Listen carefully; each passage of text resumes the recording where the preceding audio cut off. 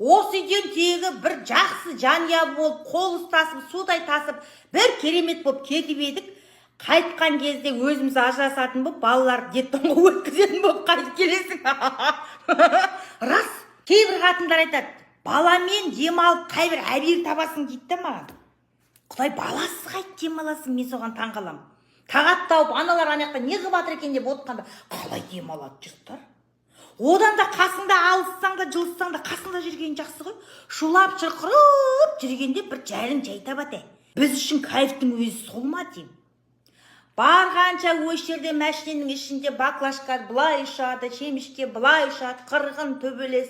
Анау былай айтты, бірінші мынау бастады, арада сотсың, өзің адвокатсың, өзің тергеушісің. Өшім соңғы кезінде шаршап, бәрін қосып шапалақпен шәкілдететін шығардың. Сөйтсем ана үлкендер айтады, мыналардың бойының ішінде біз жоқпыз, неменеге біз таяқ жейміз. Бәй, қойшы айналайын. Уже сот болып та шаршадық, айналайын, рахмет. Сол қырылып атқанның арасында ұйықтап алам ғой мен. Оля, сол бір кайф дейсің. Бұлай кетем. Аузынан суда кетеді. Біреуіз үстімде, біреуіз жағымнан ұшып жатыр. Ана мұрагер бірдеңкеге ядеш деп жауап алады. Магазинге тоқтағанда бірдеңке аламыз деп. Соға мен көзім бүйтіп ашады. Я дедің ба, я дедім.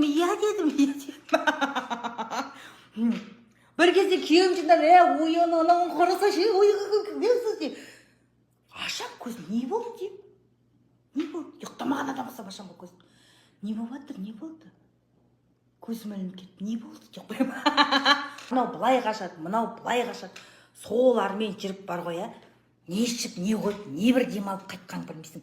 Үйде отыра берген артық па дейсің.